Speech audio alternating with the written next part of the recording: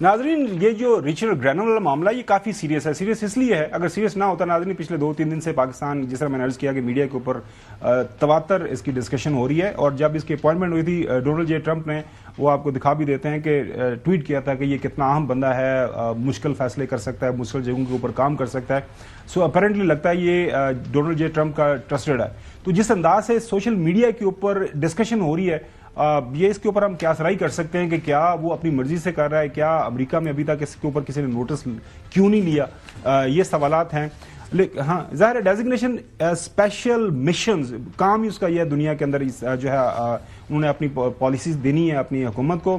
ایک اور ٹویٹ آیا لیٹسٹ, وہ بھی آپ کو دکھا دیتے. رچرڈ گرینل, جب خواجہ آصف صاحب نے کامنٹ کیا, یہ دیکھیں the Pakistan embassy in Washington D C, وہ ان کو ایڈریس کر رہے ہیں پاکستان کی ایمبیسی کو, اینڈ امبیسڈر رضوان شیخ صاحب کے ان کے کچھ چیزیں آپ کو ایکسپلین کرنی چاہیے.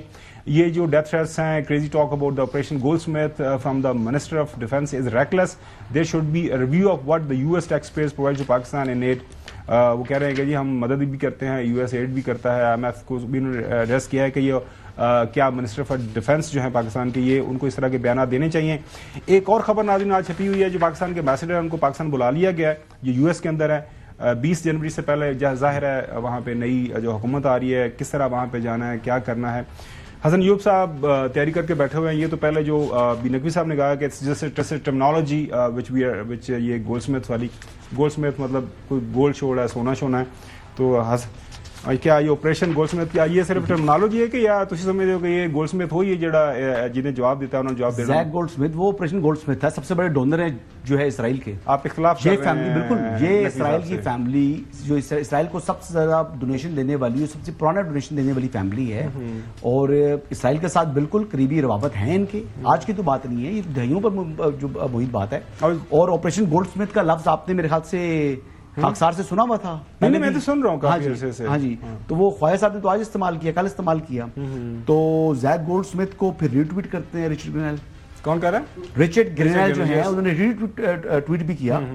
تو میں صرف یہ بات کہوں گا, آئندہ چند دنوں میں, اب دسمبر کا مہینہ ٹھنڈ کا مہینہ ہے, مزید ٹھنڈ پڑنے والی ہے, اور طبیعت جو ہے نا وہ حشاش بشاش ہو جائے گی, اور جو طبق ہیں لوگوں کے وہ بھی روشن ہو جائیں گے. نقوی صاحب نے ویسے آنے والے دنوں میں ہاف سلیپ پہنی ہوئی ہے, آنے والے دنوں میں جن کو غلط فہمی ہے, میں بتا رہا ہوں وہ غلط فہمیاں دور ہوں گی, طبیعت بڑی سیٹ ہوگی.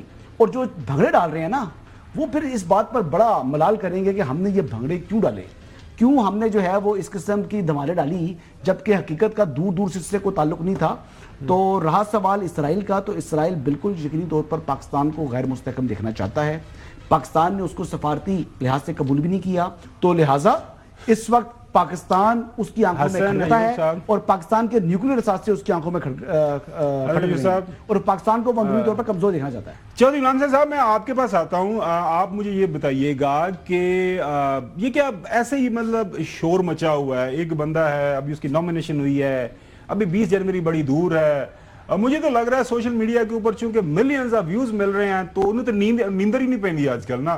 وہ پاکستان دے متعلق جیڑی گل آندی ہے فٹافٹ کوئی کامنٹ کرتا ہے, اس تو بعد دے مار تے 4.5 حقیقی آزادی تے زندہ باد پاکستان تے ریلیز جو بانی P T and all that.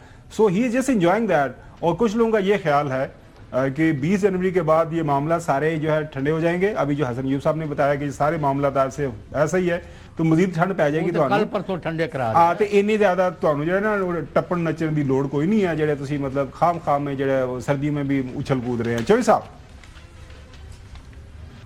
محترم, ایک تو یہ بات ہے کہ جو آپ اچھل کود کر رہے تھے نا 8 فروری کی شام سے پہلے, ذرا وہ پیریڈ میں چلے جائیں, اور جو آپ کا حشر ہوا تھا عوام کے ہاتھوں 8 فروری کی رات, اس پر بھی واپس آ جائیں.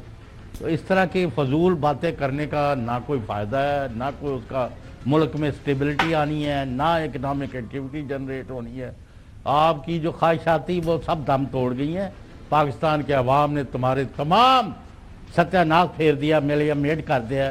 Now you are licking your wounds and you will continue licking it for a very long time. کیوں؟